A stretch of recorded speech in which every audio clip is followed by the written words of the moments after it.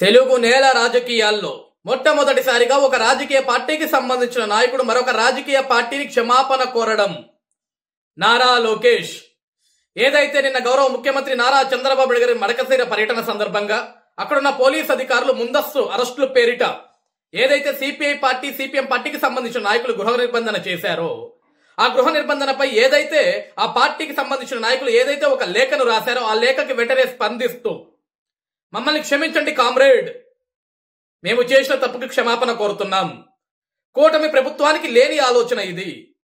నాటి ప్రభుత్వంలో ఏదైతే పోలీస్ అధికారులు నాటి పరిపాలకుడి కింద పనిచేశారో ఆ వాసన ఇంకా పోనట్లుంది. వాళ్ళందరికీ కూడా మేము కఠినంగా చెప్తాం. భవిష్యత్తులో ఈ ప్రజాక్షేత్రంలో ఈ ప్రజాస్వామ్యంలో ప్రశ్నించే వాళ్ళ ఎవరి మీద కూడా గృహ నిర్బంధనలు ఉండవు. దానికి మేము మాటిస్తున్నాం. మా కూటమి ప్రభుత్వం తరపున మేము చేసిన తప్పుకి మమ్మల్ని క్షమించండి అని కోరడం అంటే హ్యాట్స్ ఆఫ్ లోకేష్ అన్న. నాకు తెలిసినంత వరకు రాజకీయ చరిత్రలో రాజకీయ పార్టీలలో ఒక పార్టీని ఇంకొక పార్టీ క్షమాపణ కోరటం ఇదే మొట్టమొదటిసారి.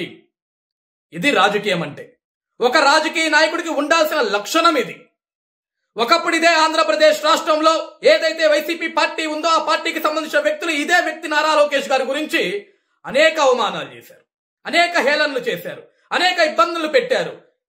ఎంతమంది ఎంత అవమానం చేసినా ఎన్ని మాట్లాడినా సరే నవ్వుకుంటూ పక్కకు వెళ్ళిపోయాడు తప్ప ఏ రోజు కూడా వాళ్ళ మీద విచక్షణ రహితంగా మాట్లాడటం ఎప్పుడు కూడా నారా లోకేష్ గారు చేయలేదు. నిన్న జరిగిన సంఘటనకి వెంటనే స్పందిస్తూ మమ్మల్ని క్షమించండి కామ్రేడ్ అని అడిగాడు అంటే ఒక యువ నాయకుడికున్న స్ఫూర్తి, ఒక యువ నాయకుడికున్న ఆలోచన, భావితరాల భవిష్యత్ తరాల రాజకీయాలను ఏ విధంగా ముందుకు తీసుకెళ్లాలి, ఏ విధంగా నడిపించాలని ఒక ఆలోచన కలిగిన వ్యక్తికి ఉండే లక్షణాలు ఇవి. ఏ రోజున గడిచిన 5 సంవత్సరాల్లో వైఎస్ జగన్మోహన్ రెడ్డి లాంటి వ్యక్తి ఈ విధంగా ఒక క్షమాపణ లేఖ ఎవరికైనా రాశాడా? ఆడపడుచుల్ని బూటు కాళ్ళతో తన్నించాడు ఏ ఒక్క ఆడ కూతురు కన్నా ఒక లేఖను రాశాడా? అన్యాయంగా రైతన్నల మీద కేసులు పెట్టి ఎస్సీ ఎస్టీ కేసులు పెట్టి జైళ్లకు తరలించాడు ఏ ఒక్క రైతనకన్నా క్షమించమని ఒక లేఖను రాశాడా? అనేక మంది యువత విద్యార్థులు మాకు జాబ్ క్యాలెండర్ ఏది అని అడిగిన రోజు వాళ్ళందరి మీద కేసులు పెట్టి వాళ్ళని జైలు పంపించాడు తప్ప ఏ రోజునా సరే ఒక్క నిరుద్యోగికి ఈ విధంగా ఒక లేఖను రాశాడా? అది ఒక సైకోకి ఒక మంచివాడికి ఉన్న తేడా. ఈ రోజు నిజంగా లోకేష్ అన్న మీ వెంట నడవటం, మీతోటి నడవటం, మీ కింద మేము పని చేయటం, మీ అడుగుజాడల్లో మేము అడుగు వేయటం ఈ రోజు మాలాంటి ఎంతో మంది యువతకి అదొక స్ఫూర్తిదాయకం. Thank you so much.